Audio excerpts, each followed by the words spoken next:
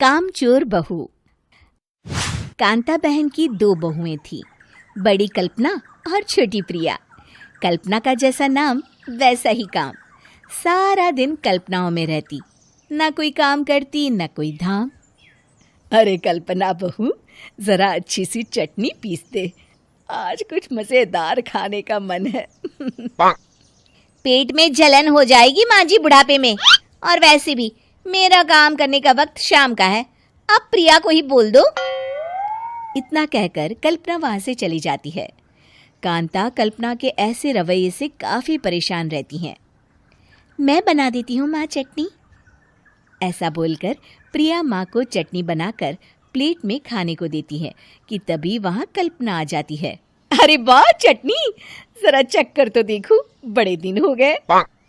अरे नहीं बहू, तू तो रहने ही दे चटनी खाना, पेट में जलन हो जाएगी।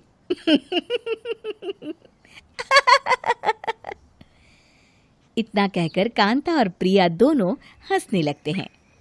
कल्पना सारा दिन या तो मोबाइल में यूट्यूब देखती या फिर सोती रहती। उसका कमरा भी बिखरा और गंदा रहता। एक दिन कल्पना का पति अशोक उससे कहता है, अरे कल्पना, जानवर भी उस जगह को साफ कर लेता है जहां वो बैठता है, तुम तो इंसान हो, कैसे इतने गंदे कमरे में रह लेती हो? देखो सारा सामान यहाँ वहां बिखरा पड़ा है। ज्यादा अपनी माँ का बोल ना बोलो। हाँ, कमरा तुम्हारा भी तो है, गंदा लग रहा है तो साफ कर लो। पता नहीं तुम्हारे साथ मैं कैसे जिंदगी बिताऊंगा। इतना कहकर अशोक वहां से चला जाता है। कल्पना बस खाना खाने कमरे से बाहर आती और फिर से कमरे में चली जाती। इससे कांता बहन काफी परेशान रहती। एक दिन प्रिया कांता से कहती है, माँ, मैं सारा दिन काम करके थक जाती हूँ, आप कल्पना दीदी से कहिए ना कि सुबह और शाम का काम बांट ले, मैं तो अब सिर्फ एक वक्त का ही काम करूँगी। हाँ। अरे तू वो भी ना करना, एक बहू तो कामचोर थी ही, दूसरी भी आ गई काम ना करने के बहाने लेकर। तभी वहां प्रिया का पति रमेश आ जाता है। माँ, मैं देख रहा हूँ भाभी कोई काम नहीं करती, प्रिया सारा दिन घर और रसोई का काम करती है, अब कुछ करो ना माँ। कांता मन में कुछ सोचती है और कल्पना के पास जाती है। कल्पना फोन पर मेकअप करना देख रही होती है। कल्पना, तुम सारा दिन बस मोबाइल देखती हो, घर का कोई काम भी कर लिया करो।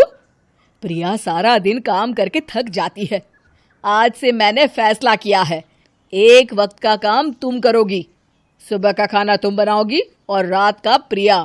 आप लोगों ने काम को हवा बना रखा है। अरे पता नहीं थोड़ा सा ज्यादा काम करने में आप लोग घबरा क्यों जाते हैं। और हाँ, बहुत ज्यादा प्रिया की तारीफ मत करिए मेरे सामने, बड़ी बहू तो मैं ही रहूंगी। मैं कुछ नहीं जानती, कल सुबह मुझे वक्त से खाना चाहिए, रसोई में आ जाना, वरना कल से तुझे खाना नहीं मिलेगा। अगली सुबह कल्पना रसोई में नहीं आती है।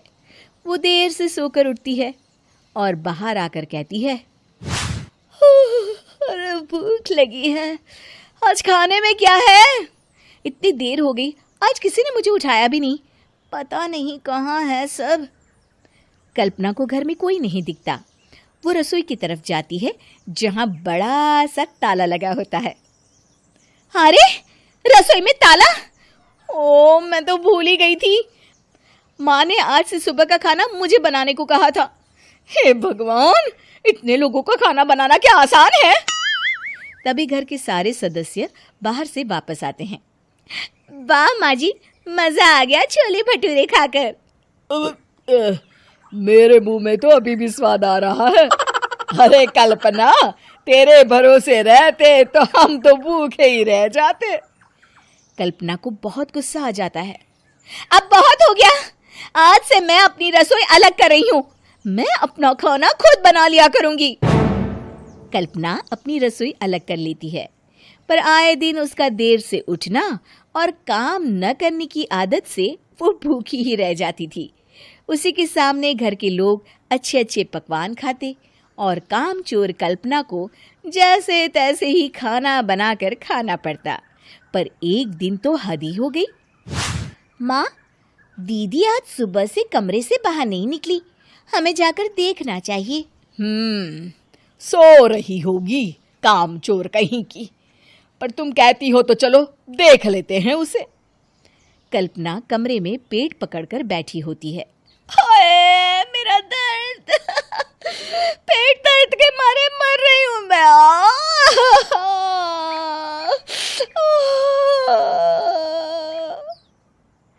अरे दीदी, क्या हुआ? पेट में दर्द क्यों हो रहा है? डॉक्टर को दिखाया आपने? माँ, कल्पना खड़ी होती है और माँ जी के पास आती है। मुझे माफ कर दीजिए, अब से मैं सारे काम में मदद करूंगी, कभी आलस और काम चोरी नहीं करूंगी।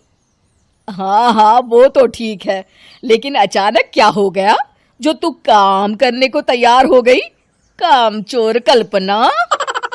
माँ, लगातार बासी और उल्टा पुल्टा खाना खाने के कारण मेरे पेट में इन्फेक्शन हो गया है। काम न करना पड़े इसलिए मैं 2 दिन का खाना एक दिन ही बना लेती थी।